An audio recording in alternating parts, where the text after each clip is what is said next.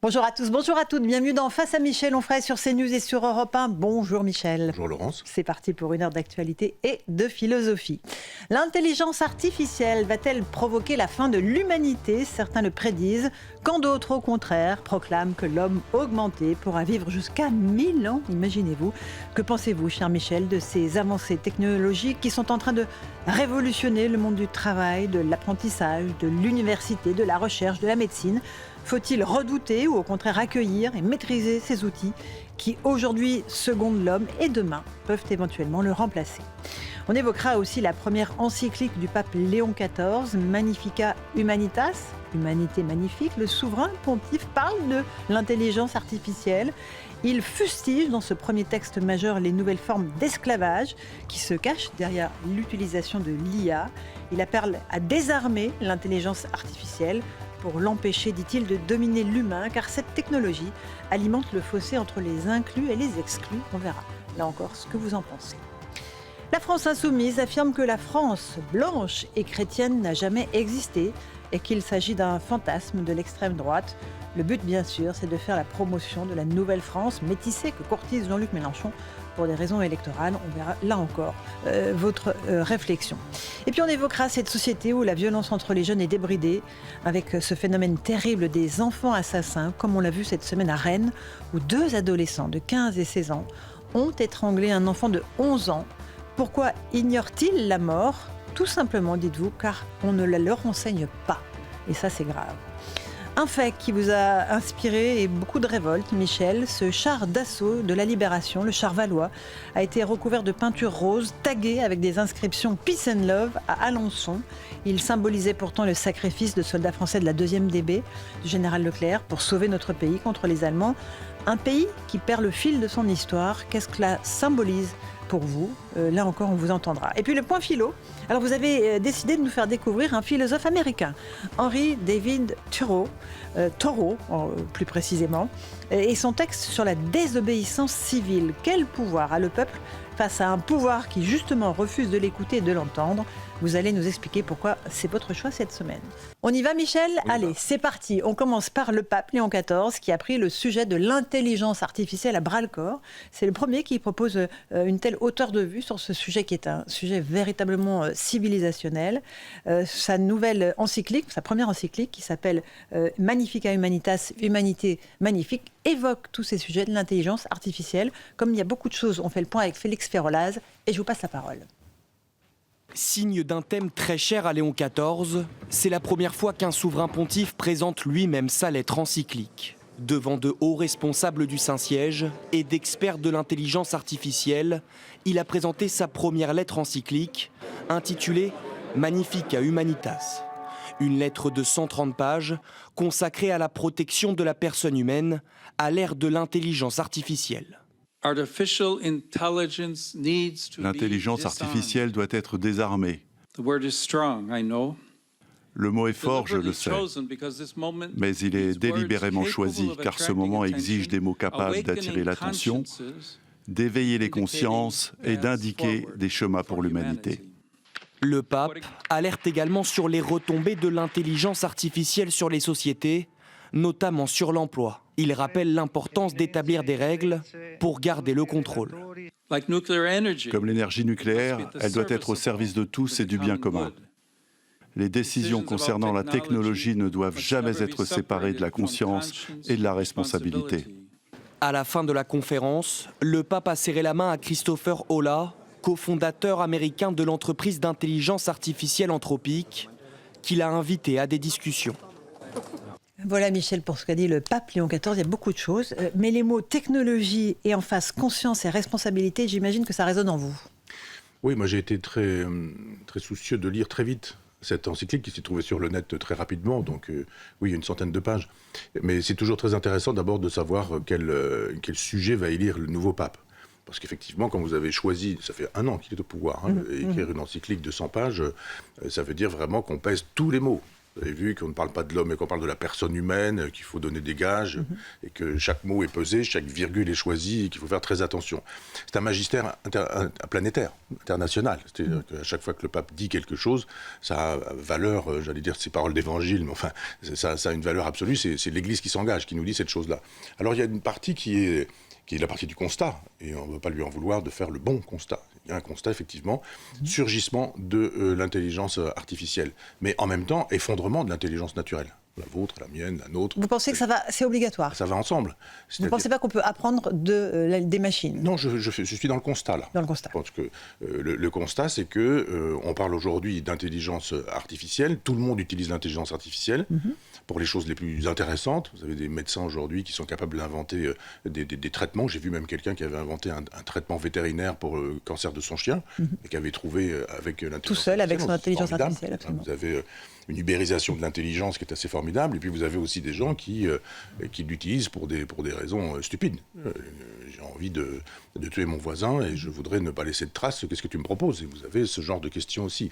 C'est-à-dire que c'est un instrument, l'intelligence artificielle, et l'instrument, il n'est ni bon ni mauvais en soi. Avec un couteau, je peux tuer mon voisin, et je peux couper une pomme. Donc l'intelligence artificielle, c'est un objet, et ça suppose des individus qui vont s'en servir. D'abord, vous avez des individus qui les constituent. L'intelligence artificielle, c'est pas juste une espèce de grosse bête avec rien ni personne derrière. Il y a des gens derrière, avec leurs pensées, avec leur idéologie, et avec, restons dans la logique du pape, le péché originel. C'est-à-dire que le diable existe. Le diable, c'est celui qui divise. Pour moi, c'est très métaphorique, entendons-nous bien. Mais dans la logique chrétienne. Donc le mal existe. Et le bien existe aussi. Et vous avez des gens qui sont versés dans le mal, c'est leur truc, et qui vont s'occuper de l'intelligence artificielle. Donc en ce sens, c'est pas l'instrument qui est mauvais, c'est l'utilisateur de l'instrument. Donc il n'y a pas eu de réflexion anthropologique, je dirais, sur la nature du péché originel, sur le fait que c'est pas l'intelligence artificielle qu'il faut accabler, mais ceux qui l'utiliseront à des mauvaises fins ou à des bonnes fins. Vous avez la possibilité aujourd'hui d'utiliser l'intelligence artificielle pour tuer. Vous avez des drones tueurs qui sont capables de... Mais derrière le drone, il y a quelqu'un qui le pilote. Il y a toujours un homme derrière tout ça. Mais ce qui m'a le plus stupéfait, c'est-à-dire qu'il a fallu que j'arrive jusqu'au bout de l'encyclique pour me dire, mais il ne parle pas de ce qu'il faut faire pour désarmer. Il nous dit qu'il faut désarmer. Il faut désarmer. Elle est armée. Si elle est armée contre... On imagine bien la métaphore. Vous avez un revolver et il est sur la tempe de qui? Et comment est-ce qu'on peut désarmer? Pour l'empêcher de dominer l'humain, c'est ce qu'il dit. C'est ça. Eh bien, il suffit pour désarmer l'intelligence artificielle, il suffit de réarmer l'intelligence naturelle. Et je me suis dit, le mot livre n'existe pas. Oui, j'étais sur Internet, vous cherchez, vous regardez si le mot existe. Je ne l'ai pas vu, mais peut-être que je suis passé à côté. Et donc, le mot livre n'existe pas. Dans l'encyclique. Oui. Biblion, ça veut dire livre, la Bible, le livre. Le livre, c'est-à-dire qu'il n'y en a pas d'autres. Alors, si, on a vu qu'il y en avait d'autres. Il y a la Torah avant, il y a le Talmud après, il y aura le Coran ensuite, etc. Il y a des livres qui sont des livres civilisation, qui sont des livres monde. À partir d'un livre, comme ça, on fabrique un univers. Et le judéo-christianisme, il se fabrique avec Torah, Pentateuque, et puis Nouveau Testament, les évangiles, etc. Et je me suis dit, mais pourquoi le pape ne nous dit-il pas, je vous donne un diagnostic, mais en même temps, je vais vous donner la thérapie, je vais vous donner le médicament, c'est le livre. On en a parlé la semaine dernière, vous et moi, c'est-à-dire qu'il y a des librairies qui ferment, il y a des librairies même patrimoniales. Joseph Guibert, qui, je pense, va mettre la clé sous la porte. C'est-à-dire qu'on ne lit plus, on lit mal, on lit n'importe quoi, on n'est pas capable de lire beaucoup, de se concentrer. Et pour vous, c'est la clé, en fait. Oui, c'est le livre. C'est-à-dire apprendre. C'est le livre. Oui, c'est le livre. C'est lire. On peut lire sur Internet. Oui, si on veut, c'est pas ça le problème. Mais on peut lire des bêtises sur du papier. Et puis lire des choses intelligentes sur Internet. Vous pouvez, sur une liseuse, lire l'Iliade et l'Odyssée. Et vous pouvez lire des bêtises imprimées sur papier. Je peux vous donner quelques titres. Non, vous voulez pas. J'en avais pourtant quantité. Et donc, je pense qu'il faut revenir au livre en disant, à l'école, on va parler du livre. Dans les maisons, on va parler du livre. Dans famille, on va parler du livre. Mais c'est pas le rôle du souverain pontife de nous parler de ça. Lui, il parle conscience, et il a raison. Oui, mais comment élevons les consciences, ouvrons les consciences à ce danger. Oui, mais on fait comment? On prie. Oui, on prie. Oui. Ah oui. Bah oui, c'est la solution que le pape propose. Oui, c'est pour ça que je dis qu'il manque un tome 2, et le tome 2, ce serait justement une encyclique 2. D'ailleurs, j'étais pas un fan du pape précédent, mais le pape précédent, le pape François, avait fait une encyclique extrêmement intéressante sur la littérature profane. C'était très intéressant. C'était un peu boursouflé. Enfin, on avait envie d'un peu moins de choses Saint-Sulpiciennes, mais un peu plus d'idées. On n'est plus chez Benoît XVI. Mais il y avait cet éloge chez le pape François de la littérature profane. Il donnait des noms. C'est-à-dire, on avait je ne sais plus s'il y avait Proust ou s'il y avait Kafka, si je me souviens bien, il y avait vraiment des grands auteurs. Et moi, je suis pour les classiques. Et je suis aussi pour les grands auteurs. Et par exemple, les vacances vont arriver. Est-ce qu'il y aura des familles dans lesquelles on dira, tiens, on va lire tous ensemble un livre dont on va pouvoir parler, plutôt que de dire du mal de son voisin. Et de dire, prenons plutôt que de regarder son téléphone portable. Oui, prenons un classique, un Balzac, un Flaubert, un Zola, et puis toute la famille lit, et puis on en discute, plutôt que de regarder des séries. J'assistais l'autre jour à des discussions entre des amis qui étaient en train de parler des séries qu'ils avaient vues, et toi, qu'est-ce que tu aimes comme série ? Je n'en ai jamais regardé. C'est pas vrai, on ne te croit pas. Je n'en ai jamais regardé. J'ai jamais regardé de ma vie une série, j'ai pas lu tous les livres. Même celle sur De Gaulle ? Enfin, Michel. Il y en a une sur De Gaulle. Oui, il y en a qui sont sortis, et il y en a d'autres. Il y a des documentaires. Bon, j'entends ce que vous nous dites, mais je trouve que c'est pas inintéressant que le pape parle de cadre spirituel, éthique et politique pour encadrer cette IA dont on nous dit qu'elle va nous déborder, qu'elle va anéantir l'humain, quasiment. Il a raison quand il le dit. Et ceux qui ne le disent pas sont des gens qui s'aveuglent. Il n'y a que Gabriel Attal qui en parle aujourd'hui dans ceux qui font la course à l'Élysée, là. Alors que le vrai grand remplacement, il est là. Le vrai grand remplacement, c'est le remplacement de l'humanité. On est dans le post-humain, on est dans le transhumain. Et donc, alors, il y a ceux qui, évidemment, font ce qu'il faut pour qu'on parle d'eux en disant qu'on va vivre 1000 ans. C'est pas d'actualité, même dans 1000 ans. Il y aura des formes de survie qui vont pouvoir s'organiser quand on aura dématérialisé. J'avais écrit un livre qui s'appelait Anima sur ce sujet, mais quand on aura dématérialisé la conscience et qu'on l'aura rematérialisée de manière numérique, on pourra la transférer. Et donc, quand on aura cloné des corps, on pourra retransférer le contenu d'un cerveau dans un autre corps qui aura été le clonage du corps qui aura été le nôtre. C'est-à-dire, on me clone tout de suite, on a très exactement ce que j'étais le 1er janvier 1959 quand je suis né. C'est exactement le livre fondation de M. Asimov, qui est un grand livre de science-fiction. Oui, bien sûr. Je ne sais pas si tout le monde sait que vous êtes très très fan et de science-fiction. De science-fiction, oui. Mais de fait, la science-fiction, c'est quoi ? C'est la science qui n'est pas encore science. Regardez, j'ai fait un livre aussi sur le meilleur des mondes que j'avais lu au collège. Puis je me suis dit, tiens, je vais relire ça un jour. Et quand j'ai relu, je me suis dit, mais c'est incroyable combien Huxley avait raison. Et d'ailleurs, il avait tellement raison que de son temps, il a fait un appendice à ce meilleur des mondes en disant, je pensais que ça arriverait dans un siècle ou deux, ça arrive dans une décennie ou deux après l'apparition du livre. Et le soma, l'espèce de substance qui permet de voir la vie en rose comme ça, c'est un anti, sans que ce soit complètement anti, mais un anti-Orwell avec son 84. 1984, Orwell, c'est la dictature autoritaire, c'est l'œil qui vous regarde, la police, l'armée, etc. etc. Et donc ça, c'est le vieux fascisme. Le fascisme aujourd'hui, c'est le fascisme du contrôle. Et le contrôle, c'est la société d'Huxley. Et regardez les gens qui utilisent du protoxyde d'azote, le hashish, le cannabis. À l'époque, le LSD, toutes ces substances. Moi, j'ai entendu des chiffres l'autre jour qui m'ont sidéré sur le nombre de gens qui ont consommé, qui consomment, et la quantité des consommations, et la qualité de ces produits-là, m'a-t-on dit. Moi, j'ai jamais touché à ce genre de choses, mais semble-t-il, quand j'étais étudiant, le pétard des années 70 n'est pas le pétard d'aujourd'hui, semble-t-il, avec des logiques. En tout cas, c'est un fléau. Mais c'est un fléau, et Huxley a déjà décrit tout ça. On est face à Michel Onfray sur CNews et sur Europe 1. Michel, écoutons le docteur Laurent Alexandre, qui lui, justement, était cette semaine sur nos antennes, parce qu'il a écrit un livre où il pense qu'un jour, la technologie nous permettra de vivre très vieux, 150 ans, voire même 1000 ans, pourquoi pas. On va écouter ces arguments et on les décortique avec vous. Demis Hassabis, le prix Nobel de chimie et qui est aussi le patron de toutes les intelligences artificielles chez Google, affirme qu'avant 2040, la super intelligence artificielle pourra rajeunir nos cellules, nos organes et nos organismes. C'est-à-dire, on pourra avoir à 100 ans le corps de quelqu'un de 30 ou 40 ans. Ouais. Et c'est pas n'importe qui. Demis Hassabis, c'est le prix Nobel de chimie. Et vous y croyez vous-même ? Moi, je pense que votre intuition, je pense que c'est tout à fait possible. Mais votre intuition. Oui, mais vous voyez bien qu'il y a un pari faustien, parce que pour réussir ça, il faut galoper jusqu'à la super intelligence artificielle. Or, on voit bien les inquiétudes du pape. La super intelligence artificielle pose des problèmes. Est-on capable de contrôler une intelligence qui va être des millions de fois plus intelligente que la totalité des cerveaux humains ? On n'en est pas sûr, et le pape en est très inquiet. Voilà, pour le docteur Laurent Alexandre, chez l'ami Pascal Praud, la technologie peut nous permettre de vivre plus vieux. Elle nous permet déjà, la science, de vivre plus vieux. Mais est-ce que vous pensez qu'on peut repousser les limites indéfiniment ? Oui. Non. Pousser les limites, oui, indéfiniment, non. Mais je me réjouis de voir Laurent Alexandre venir sur mes positions. Je me souviens d'un plateau où il me disait, en gros, enfin, toi, tu n'utilises pas l'intelligence artificielle, enfin, t'as pas compris, etc., c'est l'avenir, etc. Puis là, il commence à être un peu lucide en se disant, ouh là là, ça va très vite et on ne sait pas vers quoi ça va. Ça me réjouit qu'il soit devenu lucide sur ce sujet-là et peut-être un peu moins technophile qu'il ne l'était, peut-être un peu plus raisonnable sur ce sujet. Et vous voyez, il a de la prudence. C'est possible. Il ne dit pas oui. Son titre dit « Vivre 1000 ans ». Et puis après, quand on lui dit « Bon, vous y croyez vraiment ?»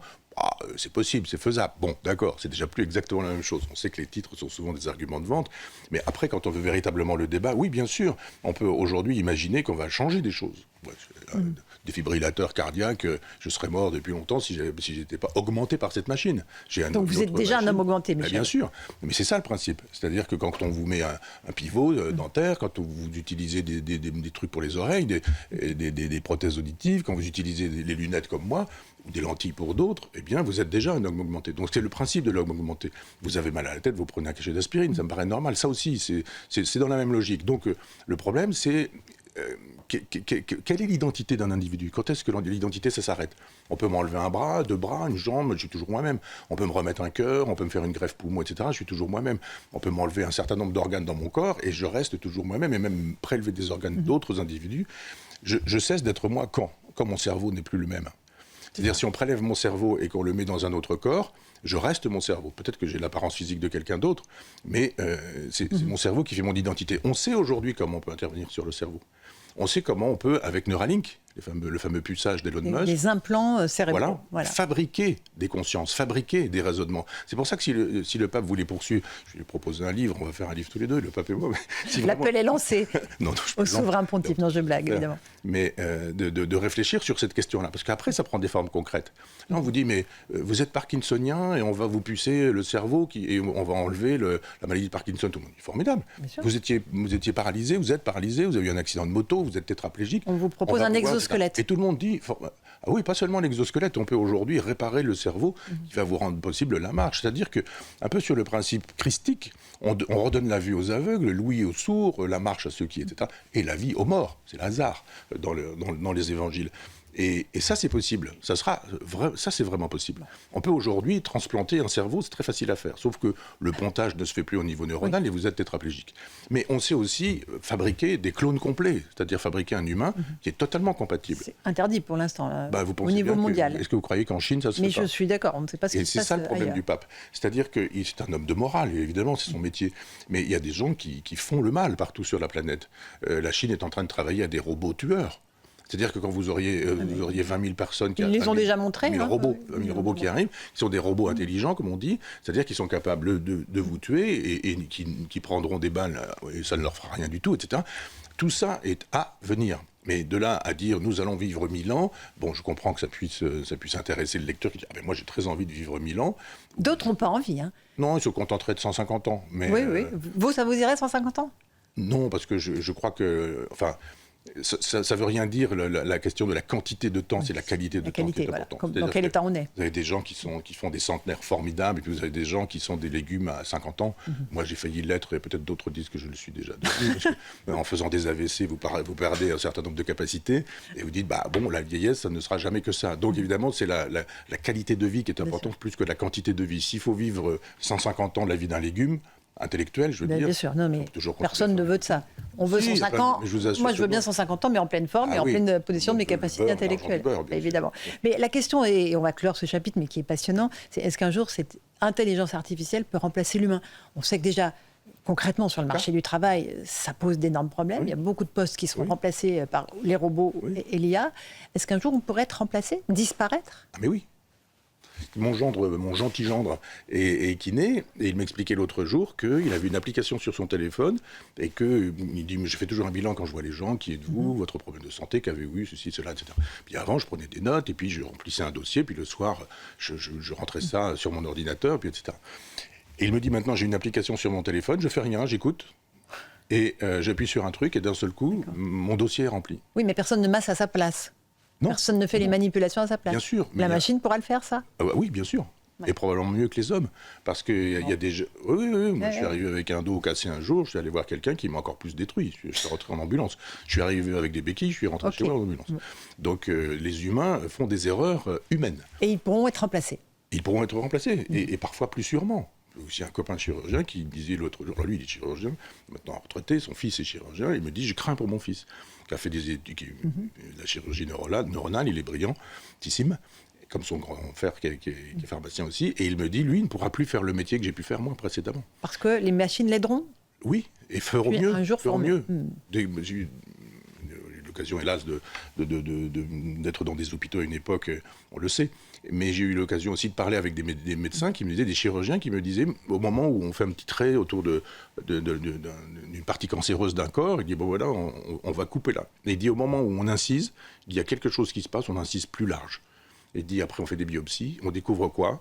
Qu'on a bien fait de tailler plus large, parce que finalement la biopsie montrait que jusque là où on a taillé, il y avait des cellules cancéreuses. Donc il y a de l'instinct.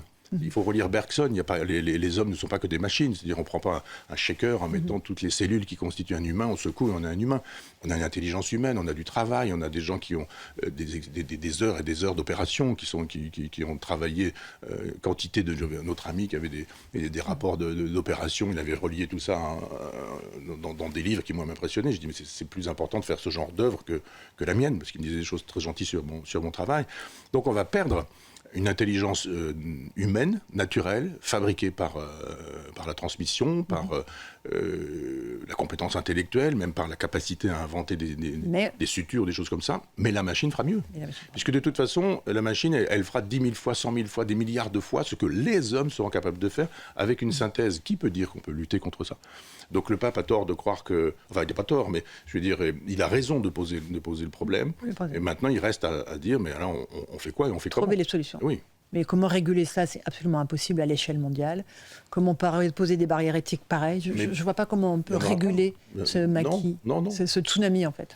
Mais c'est comme ça pour tout, c'est-à-dire que les avions permettent de se déplacer partout sur la planète et c'est formidable, ça permet aussi de tuer des gens, des populations civiles qui n'ont rien demandé. Donc il faudra faire avec. Il faudra faire avec, sauf qu'il y a des moments où il y a eu le problème avec la bombe atomique, mais elle a implosé, la bombe atomique, vous avez vu, plus personne ne l'utilise. Si on dit l'Iran la veut, ne l'a pas, Israël l'a, mais ne l'utilise pas, la Russie l'a, mais ne l'utilise pas, les États-Unis l'a à la bombe atomique, mais ne l'utilise pas, d'un seul coup, elle est morte d'elle-même, elle implose, la bombe atomique. Et vous avez des gens qui arrivent avec des flottilles moustiques, comme on dit, de drones. Les Iraniens, ou d'autres avec des drones. Regardez comment l'Ukraine donne une leçon à la planète, une leçon entière de géopolitique, de géostratégie, d'armement, de théorie de l'armement, en disant nous on a juste fabriqué des trucs, on les voit avec des fers à souder, et puis des gens qui disent bah non, moi j'étais épicier avec mon fer à souder, et on se dit vous avez des sous-marins nucléaires lanceurs d'engins, et les soviétiques, les Russes, et ça vous sert à quoi ? À rien. Et les drones c'est plus efficace. Donc il y aura effectivement, quand l'intelligence artificielle s'occupera de la guerre, mais c'est déjà le cas. C'est déjà le cas beaucoup pour la défense. Mais on ne dit pas beaucoup. Bon, mais on ouvrira le chapitre une prochaine fois parce que c'est vraiment un dossier tentaculaire que même en arborescence qui peut nous emmener absolument partout sur tous les sujets. Petite pause, on se retrouve dans un instant Face à Michel Onfray. On va revenir à la France, à ce qui s'y passe avec ces drames, ces enfants assassins près de Rennes, ces propos de la France insoumise qui estime que la France blanche et chrétienne n'a jamais existé. Et puis on parlera aussi du char Valois qui a été tagué et recouvert de peinture rose. Un sacrilège pour vous. À tout de suite. On se retrouve pour la seconde partie de Face à Michel Onfray sur CNews et sur Europe 1. Michel, un peu de politique française, parlons de la France insoumise. Mathilde Panot affirme que la France blanche et chrétienne n'a jamais existé, qu'il s'agit d'un fantasme de l'extrême droite. On va écouter Mathilde Panot et puis on va essayer de voir ce que recouvre ce champ lexical. Le fait de ne jamais rien céder à l'extrême droite, ça c'est la première chose. Et la deuxième chose, du coup, la Nouvelle-France, c'est pour ça que pour nous, c'est un concept qui est très puissant. Pourquoi ? Parce que vous avez d'un côté l'extrême droite qui fantasme une France qui n'existe pas et n'a jamais existé. Une France qui serait une France blanche, une France chrétienne, une France qui serait envahie de je ne sais qui, enfin bon bref. Donc ils sont dans un fantasme complet sur ce qu'est le pays. Et le concept de la Nouvelle-France, c'est tout simplement dire que c'est la France qui assume son peuple dans son entièreté.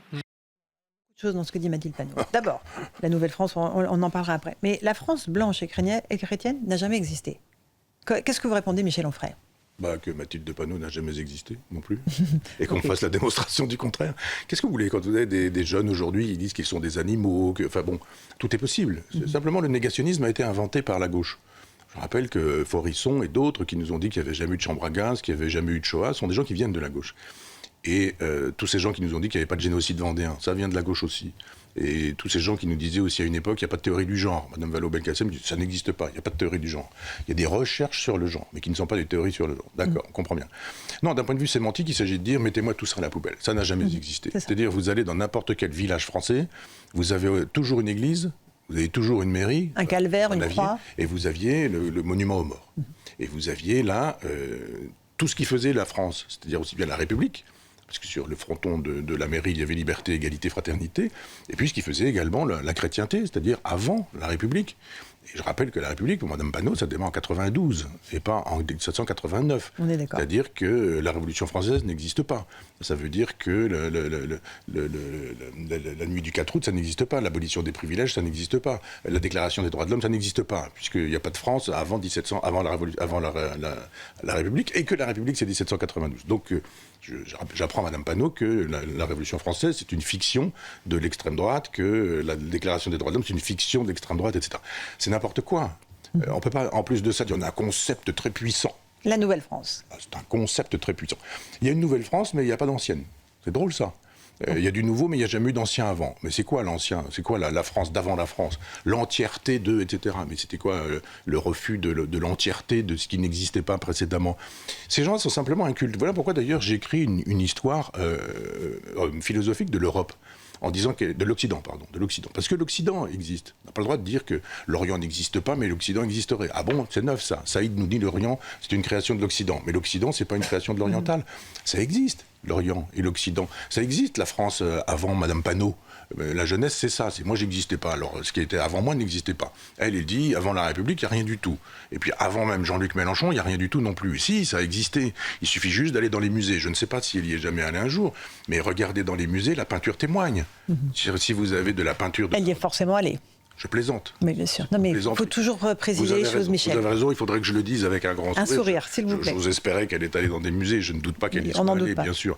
C'est une façon de dire que quand elle est allée dans les musées, elle n'a pas vu ce qu'il y avait à voir. Jean-Luc Mélenchon, il est très cultivé. Lui, il sait très bien. Mais ça, c'est une fiction. Que l'histoire française, c'est pas seulement ce qu'il dit. C'est une légende urbaine, ça. Il est très cultivé. Vous croyez pas qu'il...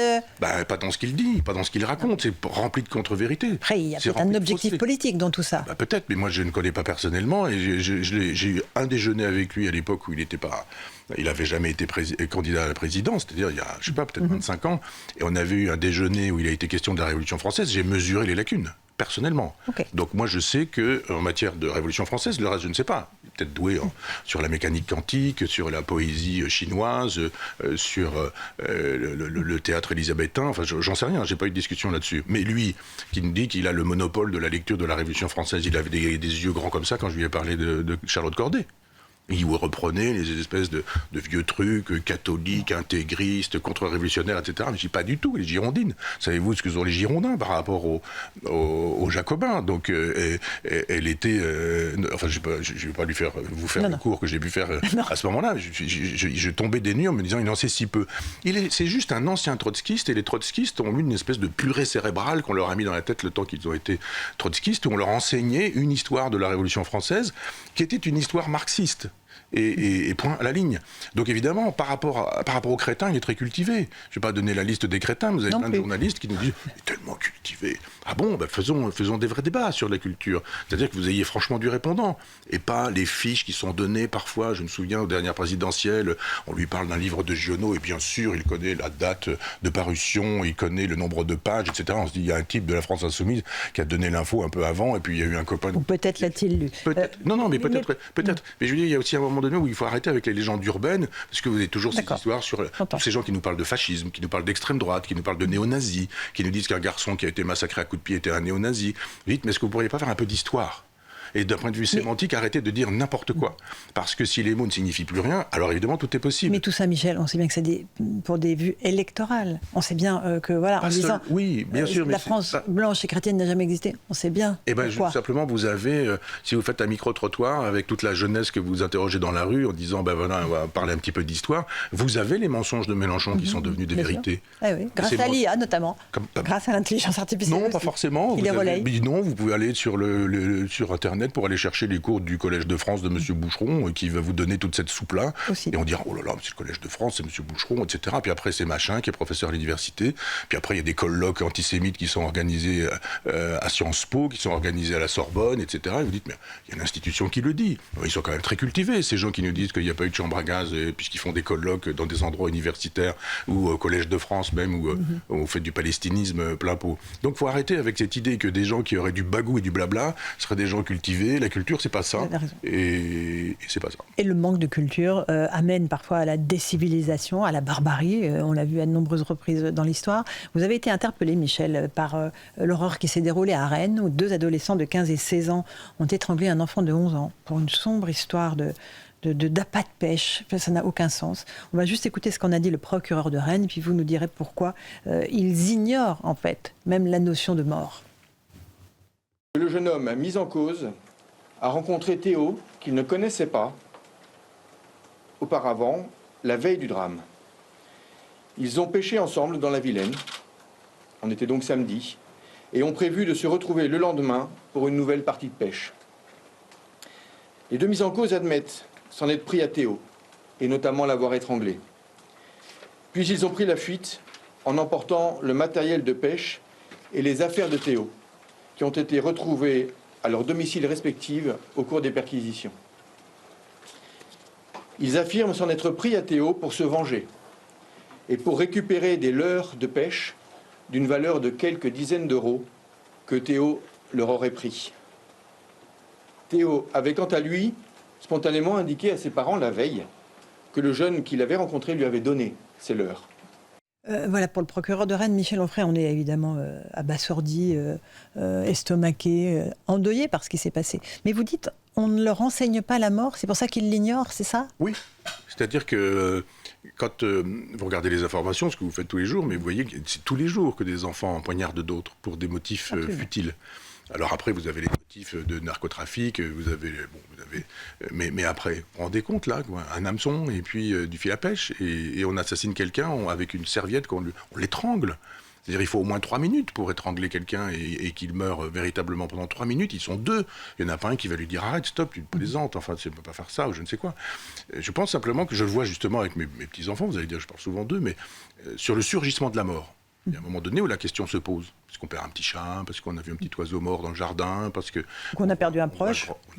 C'est encore pire, mais on a un grand-père parti, arrière-grand-père, arrière-grand-mère, etc. Puis on essaie de comprendre, etc. Jadis, il y avait une explication à la mort. C'était l'explication religieuse.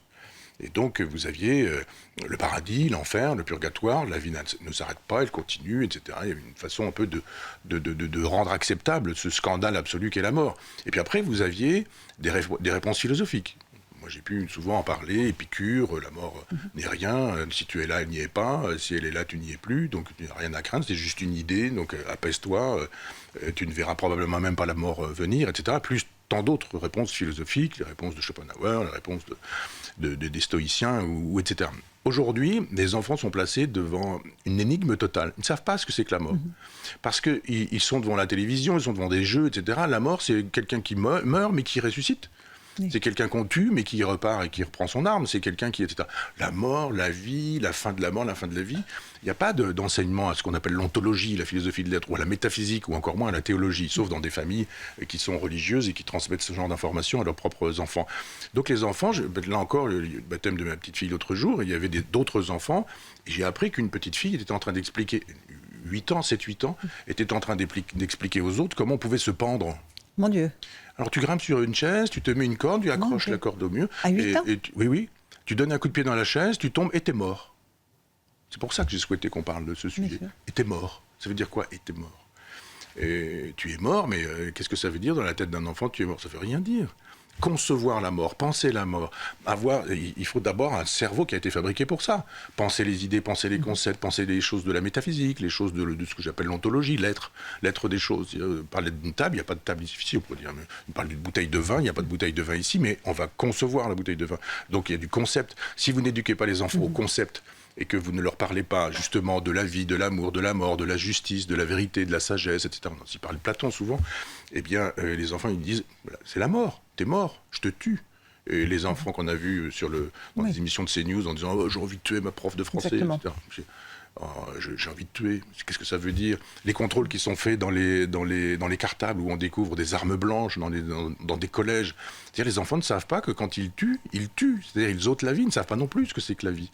Donc il y a une espèce d'inculture métaphysique, je dirais, qui fait que les enfants, quand ils tuent, ils se retrouvent un jour au tribunal, ils disent j'ai tué mais je ne voulais pas le tuer. Enfin, je ne voulais pas sa mort. Mais j'ai juste donné des coups de couteau, je ne savais pas qu'il allait mourir. Après, vous avez un psy qui arrive par là, il a lu les œuvres complètes de Freud et de Lacan, il nous dit il était irresponsable, etc. Et il rentre chez lui en disant pauvre petit, il est victime. Donc il faut éduquer les enfants il faudrait au concept de mort. D'abord, je pense que quand il y a un problème avec les enfants, ce sont les parents qu'il faut éduquer. Si vous avez une espèce de vide abyssal d'un point de vue des idées, je ne vais même pas dire de la philosophie, mais si à table vous regardez la télévision, des séries, je ne sais pas quoi, ou si chacun mange des trucs avec un casque sur la tête, etc.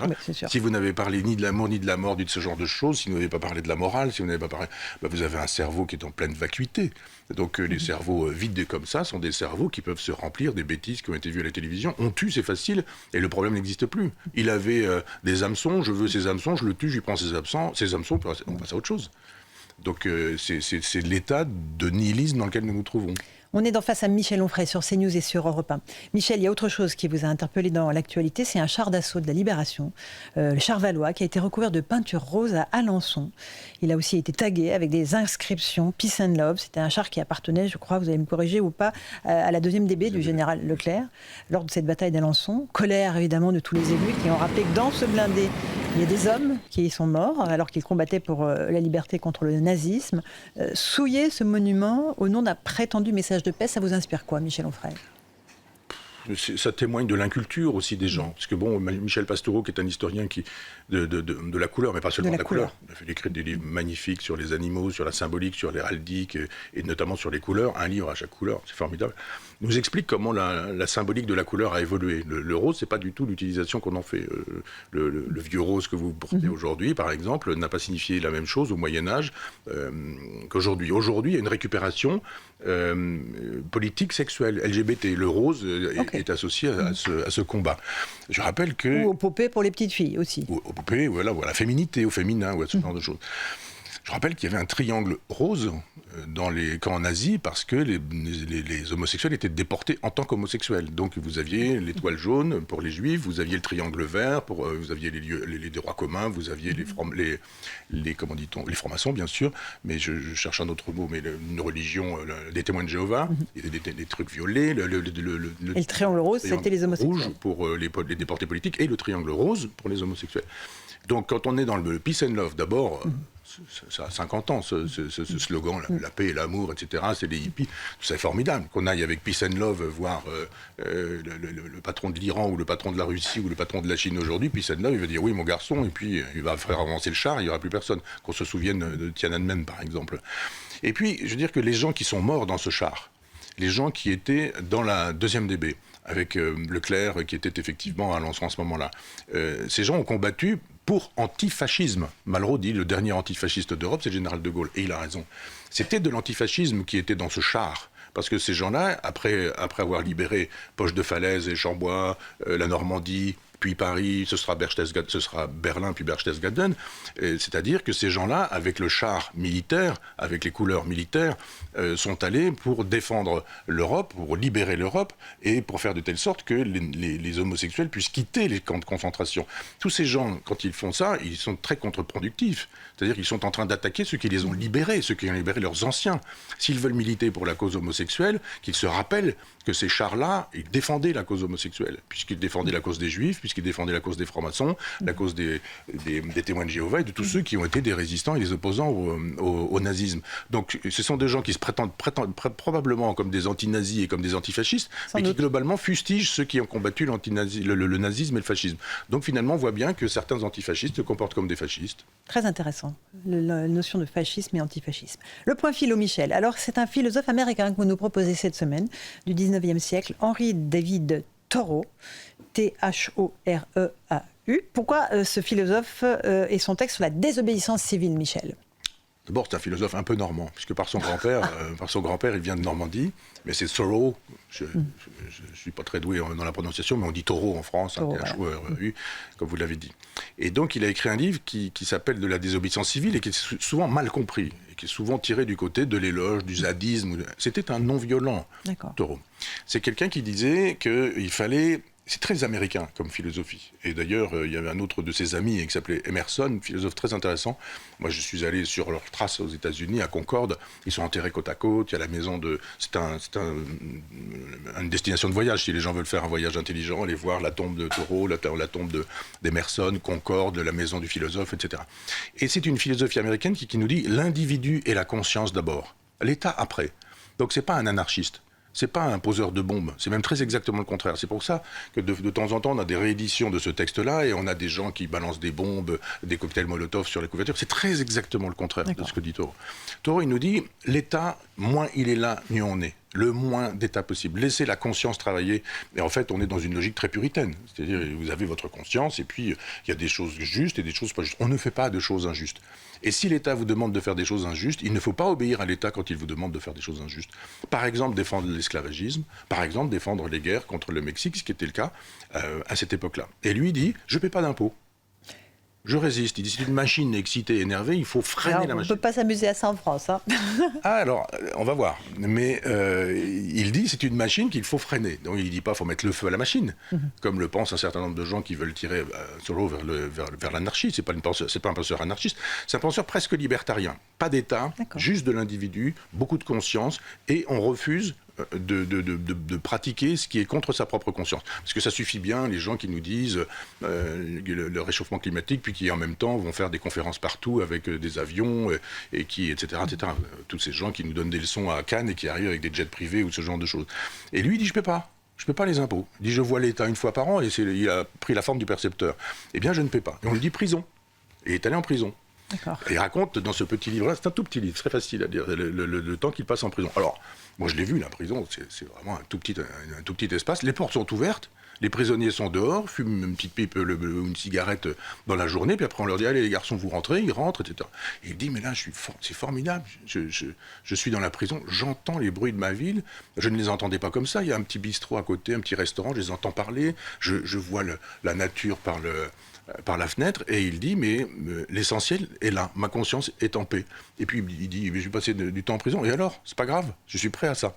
Alors le problème, c'est qu'il y a une cousine, assez probablement, qui est passée, qui a payé pour lui, et il a fait juste un jour de prison. Une nuit de prison. Bon, ça suffit pas, mais il a rendu possible deux choses importantes dans l'histoire du monde, Martin Luther King, qui s'en réclamait, et Gandhi, qui s'en réclamait. Et ce tout petit texte, qui nous dit juste, ne donnez pas au pouvoir ce qu'il exige de vous, ne mettez pas le feu. C'est du la Boétie, hein. Ne soutenez plus le tyran et il va tomber de lui-même. Ne mettez pas le feu, n'allez pas détruire. C'est-à-dire, on ne peut pas se réclamer de Thoreau et puis défendre des zadistes qui envoient des boules de pétanque avec des lames de rasoir sur la tête des CRS ou qui mettent le feu, etc. Ou ces gens qui s'en viennent détruire les terres des paysans quand ils font des rêves partis. Donc c'est une invitation à l'insurrection des consciences.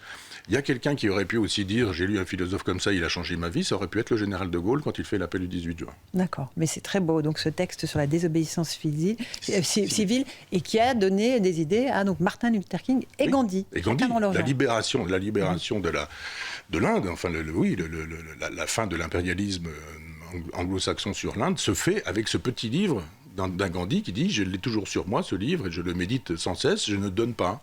Je ne suis pas violent, c'est non violent. Sa technique est non violente, il faut le dire. Donc toutes les couvertures qui balancent des images de cocktails Molotov ou je ne sais quoi sont des couvertures contradictoires avec ce que dit le texte lui-même. Résistance non violente à l'État quand on estime que, via sa conscience, il nous oblige à faire des choses injustes. Ça peut donner des raisons. C'est un peu ce que les Gilets jaunes ont fait un temps, avant qu'ils ne se fassent détruire par Mélenchon. Et qu'ils se fassent rattraper, évidemment, par l'extrême droite. Mais Jacqueline Moreau, au départ, elle aurait pu dire que... non violent. C'était sur les ronds-points de juste dire on n'en peut plus, on veut plus, et voilà. Merci beaucoup Michel Onfray, c'était passionnant cette émission. Henri David Thoreau, le texte sur la désobéissance civile. On se retrouve la semaine prochaine sur CNews et sur Europe 1.